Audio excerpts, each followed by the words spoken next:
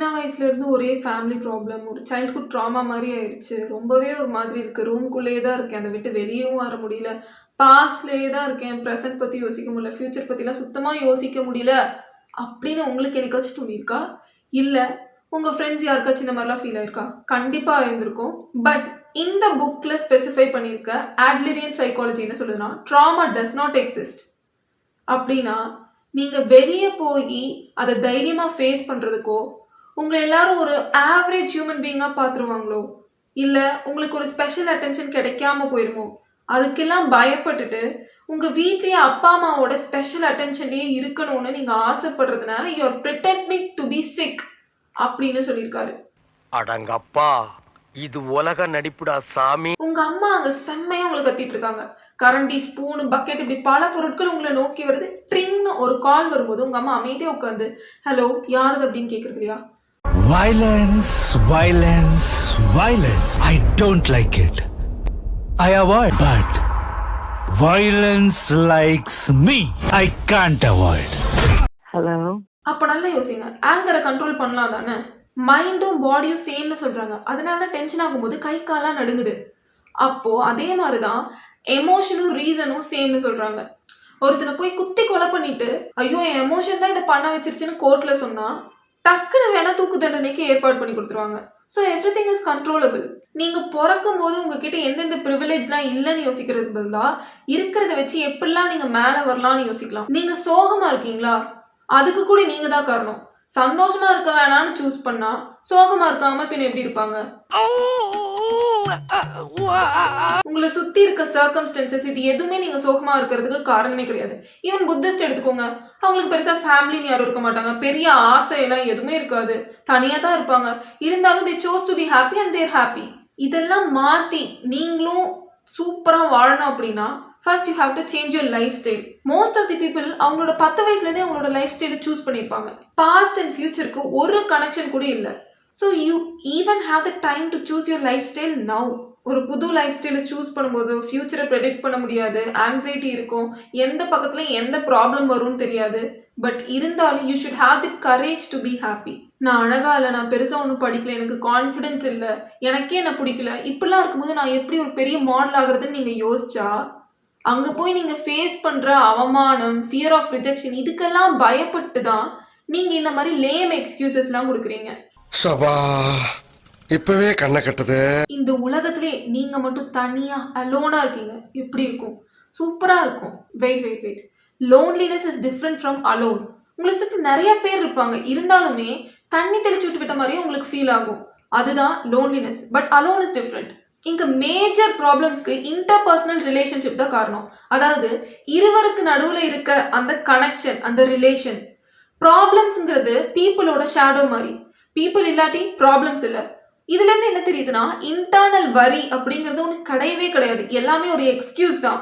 இன்ஃபீரியரா feel பண்றீங்களா? தப்பே இல்லை. பட் அது ஒரு ஹெல்த்தியான க்ரோத்தா இருக்கணும். உண்மைதான், நான் படிக்கல, அப்ப இன்னும் நான் நிறைய உழைச்சாதான் முன்னேற முடியும். Life is not a competition. நீங்கள் ஜெயிச்சிட்டே இருந்தால் கூட உங்களுக்கு கடைசி வரைக்கும் அந்த பீஸ் ஆஃப் மைண்டுங்கிறது கிடைக்கவே கிடைக்காது. உங்களை சுற்றி இருக்க எல்லாருமே உங்களோட காம்ரேடாக நினைங்க, எனிமீஸாக இல்லை. அப்போ தான் உங்களால் செல்ஃப் இம்ப்ரூவ்மெண்ட் பண்ணிகிட்டே இருக்க முடியும். அப்போ தான் மற்றவங்க ஜெயிச்சா கூட உங்களால் அந்த சந்தோஷத்தை கொண்டாட முடியும். மற்றவங்க கூட கம்பேர் பண்ணாதீங்க, உங்கள் கூடயே உங்களை கம்பேர் பண்ணிக்கோங்க. நம்ம அமைதியாக எந்த வம்புக்கும் போகக்கூடாதுன்னு தான் இருப்போம். இருந்தாலும் நான் விட்டுருவேனான்னு சில பேர் வருவாங்க. ஒருவேளை லைட்டாக நீங்கள் இப்படிக்கா ஸ்லிப் ஆனால் கூடி ஆப்போசிட் பர்சன் எதுக்காக வந்தாங்களோ அது நிறைவேறிடும். சோ சண்டைக்கு போய் மண்டை உடைக்காதீங்கன்னு சொல்றாரு. நீ வேணா கோபப்படு. என்னப்பா சண்டைக்கு வர மாதிரி? நீ வேணா சண்டைக்கு வாடா. நீ வேணா சண்டைக்கு வா. ஒருவேளை நீங்க ரைட்டா இருந்தா ஆப்போசிட் பர்சன் தப்பு பண்ணிட்டாங்கன்னா அவங்க வாயாலேயே ஒத்துக்கிற வரைக்கும் நம்ம விடவே மாட்டோம். ஏன்னா நம்ம மைண்டை பொறுத்த வரைக்கும் accepting mistake is accepting defeat. But ரியாலிட்டியில அப்பாலஜைசிங்கோ இல்லை ஒரு சண்டையில் ஊமையாக அமைதியாக இருக்கிறது எதுவுமே தோத்து போகிறதுக்கான அர்த்தமே இல்லை. இந்த ஃபிலாசபர் 3 லைஃப் டாஸ்க் சொல்லியிருக்காரு. First one, task of work.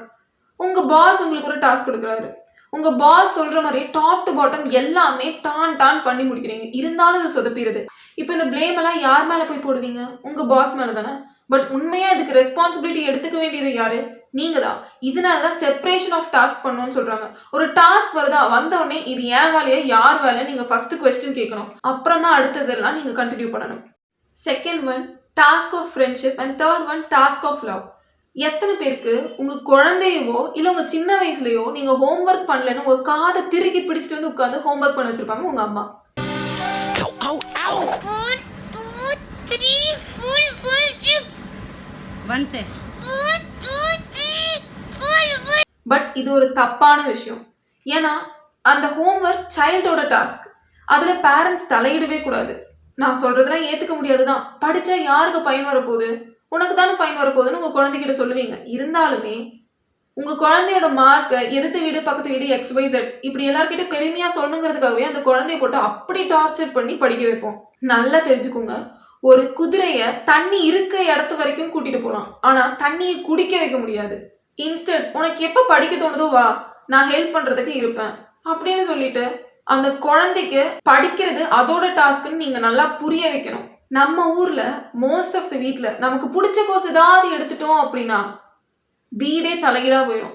ஊரில் இருக்கவெல்லாம் என்ன சொல்லுவான், ஐயோ என்னப்பா அவன் பிள்ளை இவ்வளோ மார்க் வாங்குச்சு, ஒரு டாக்டரோ இன்ஜினியரோ ஆகும்னு நினச்சேன், ஆனால் கடைசியில் போய் இப்படி ஒரு கோர்ஸ் எடுத்து வச்சிருக்கேன்னு சொல்லிட்டு அன்னைக்கு போனவன் தான் திருப்பி இருக்கோமா செத்தோமான்னு கூட யாரும் பார்க்க வர மாட்டாங்க. என்ன விளையாட்டு காட்டுறாங்க, எப்படி எல்லாம் சோதிக்கிறாங்க, பொழுது விடிய விட மாட்டேங்கிறாங்களே ஐயா.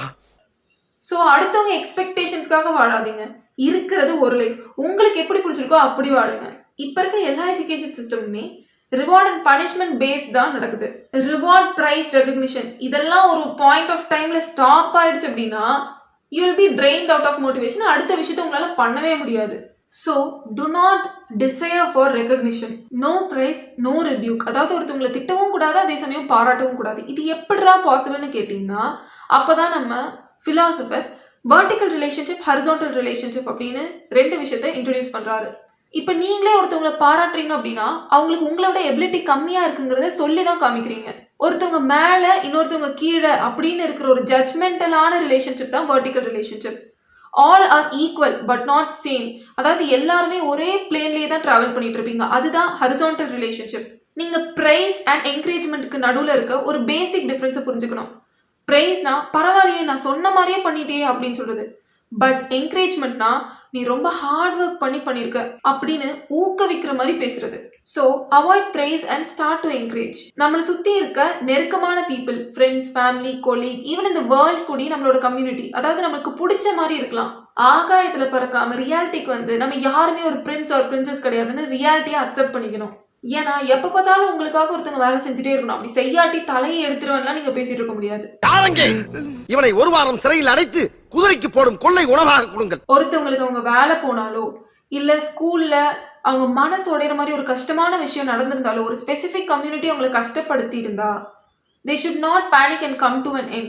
They have the other community and the larger community which is the world. அத வேற ஞாபகப்படுத்திட்டீங்க. நெஞ்சமெல்லாம் பொண்ணா இருக்கு தம்பி, மறக்க முடியல. நீங்க ஒரு அம்மாவா இருந்தீங்கன்னா எல்லாருமே டின்னர் சாப்பிட்டு முடிச்சதுக்கு அப்புறம் மிச்சம் மீதி இருக்கும் டிஷ்ஷஸ்லாம் வாஷ் பண்ணணும். இதுல 2 விதமா நீங்க யோசிப்பீங்க.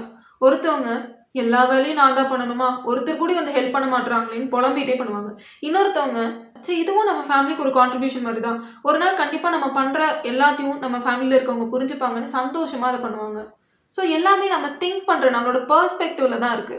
10 பேர் இருக்காங்கன்னு வைங்களேன், அதில் ஒருத்தவங்களுக்கு நீங்கள் எவ்வளோ எஃபர்ட்ஸ் போட்டாலுமே உங்களை பிடிக்கவே பிடிக்காது. மிச்சம் 2 பேருக்கு உங்களை ரொம்பவே பிடிக்கும். அண்ட் மிச்சம் 7 பேர் ஒரு நார்மலான கூட்டம்னு வச்சுக்கோங்களேன். சில பேரை பார்த்தீங்கன்னா இவ்வளோ பேரை விட்டுட்டு அந்த ஒரு ஆள் பிடிக்காதுன்னு சொன்ன ஆளை மட்டும் மைண்டில் வச்சுட்டு எவ்ரிவன் ஹேட்ஸ் மீ அப்படின்னு புலம்பிகிட்டே இருப்பாங்க. அதுதான் இங்கேயும் பெர்ஸ்பெக்டிவ்ல தான் இருக்குது. உண்மையான ஃப்ரீடம் என்ன தெரியுமா? யாருக்கு உங்களை பிடிக்காட்டியுமே நான் செம்மையாக ஹாப்பியான ஒரு லைஃப் வாழ போகிறேன்னு வாழ்கிறது தான். Freedom is being disliked by others. I am very happy. சில பேசிக்கான டிஃப்ரென்சஸ்லாம் பார்க்கலாம். நீங்கள் 60 மார்க் வாங்கியிருப்பீங்க, லக் இல்லாதனால தான் 60 மார்க் வாங்கியிருப்பேன், இல்லாட்டி 100 மார்க் வாங்கியிருப்பேன் அப்படின்னு சொல்கிறது செல்ஃப் அஃபர்மேஷன். அடுத்த வாட்டி எப்படி அந்த 100 மார்க் வாங்குறது அப்படின்னு யோசிக்கிறது self acceptance. So always have self acceptance. Trust and confidence. பேங்க்ல உங்க கொலாட்ரல்லாம் சப்மிட் பண்ணிட்டு அதுக்கப்புறமா நீங்க பே பண்ணிடுவீங்கன்னு எங்களுக்கு நம்பிக்கை இருக்குங்கிற காரணத்துக்காக உங்களுக்கு லோன் கொடுப்பாங்க. அது trust. I'm here to apply a loan, sir. My monthly salary is 37K. I have individual bungalows at R.A. Burram and so many 2-wheelers, 3-wheelers. This is enough for my loan, sir. இதெல்லாம் கீழே tea கடையில நின்னு practice தானே பண்ணிட்டு வந்த. உங்களா loan கிடையாது. கிடையாது. அன்கண்டிஷனலா எந்த ஒரு செக்யூரிட்டி இல்லாம உங்க மேல வருது கான்ஃபிடன்ஸ். நீங்க ஒரு டீப் ரிலேஷன்ஷிப்லாம் பில்ட் பண்ணா இந்த கான்ஃபிடன்ஸ் தான் நமக்கு அவசியம், ட்ரஸ்ட் கிடையாது. இப்போ மேபி உங்க கூட இருக்கவங்க யாராவது உங்களை சீட் பண்றாங்கன்னு உங்களுக்கு ஒரு லைட்டா டவுட் வந்திருந்தா அவங்கள கில்ட் ஆக்குற வரைக்கும் எவிடன்ஸ்க்காக தேடிட்டே இருப்போம். அவங்க கேஷுவலா நம்ம கிட்ட பேசும்போது கூட நம்ம எவிடன்ஸ்க்காக நோண்டி நோண்டி நோண்டி நோண்டி அதை பெருசு பண்ணுவோம். இப்படி இருந்தா எல்லாரும் ஏறி மிதிச்சு போயிடுவாங்க தான், கரெக்ட் தான். பட் அப்படி போறதெல்லாம் மற்றவங்களோட டாஸ்க், உங்க டாஸ்க் இல்லை. மற்றவங்கள உங்க டாஸ்க்குள்ள மூக்கு நுழைக்க விடக்கூடாது, நீங்களும் மற்றவங்க டாஸ்க்குள்ள நுழையக்கூடாது. இதுதான் நம்மளோட ப்ராப்ளம். கைனடிக் லைஃப் அண்ட் எனர்ஜியல் லைஃப். இப்போ எக்ஸாம்பிளுக்கு எஜிப்ட்ல இருக்க கிரேட் பிரமிட் ஆஃப் கீசா, அதுக்கு நீங்க போகணும்னு வச்சுக்கலாம். வீட்டில இருந்து இறங்குறீங்க, டக்குன்னு ஒரு ஷார்ட் ரூட்ல போறீங்க, அங்கே போய் இறங்குறீங்க, ஃபோட்டோ எடுக்கிறீங்க, வர்றீங்க. இதுக்கு பேரு ஜேர்னியா? கிடையவே கிடையாது. இதுதான் கைனடிக் லைஃப். பட் உங்க வீட்டில இருந்து வெளியே வந்த உடனே அந்த இயற்கை, பறவை, மலை இதெல்லாம் பார்த்துட்டு அமைதியா அழகா அந்த அழகை ரசிச்சுட்டே போறது தான் ஜேர்னி. இதுதான் எனர்ஜியல் லைஃப். அப்புறம் என் வாழ்க்கையில மட்டும் ஒரு டெஸ்டினேஷன் வச்சுட்டு அதை நோக்கியே ஓடிட்டு இருக்கோம்.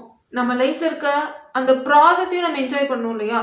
நீங்க ஒரு தியேட்டர்ல இருக்கீங்க, எல்லா லைட்டும் ஆன் ஆயிருந்துச்சுன்னா எல்லா வழியுமே நல்லாவே நமக்கு தெரியும். பட் ஸ்பாட்லைட் மட்டும் இருந்துச்சுன்னா எந்த வழியுமே நமக்கு தெரியாது. ஸோ அதே மாதிரி தான் நம்மளும் ஒரு பிரைட் ஸ்பாட்லைட் மாதிரி இருக்கணும். பாஸ்ட் அண்ட் ஃபியூச்சர்ஸ் பற்றி ஒரு கவலையும் இருக்கக்கூடாது. இந்த அட்லீரியன் சைக்காலஜி நீங்கள் கற்றுக்கிட்டு அப்ளை பண்ணணும்னு நினச்சா எவ்வளோ நாள் ஆகும் தெரியுமா? half the number of years one has lived. அதாவது இப்போ நீங்கள் 20 வயசாக இருந்தீங்கன்னா இன்னும் 10 வருஷம் கழிச்சு 30 வயசாகும்போது நீங்கள் கற்றுப்பீங்க.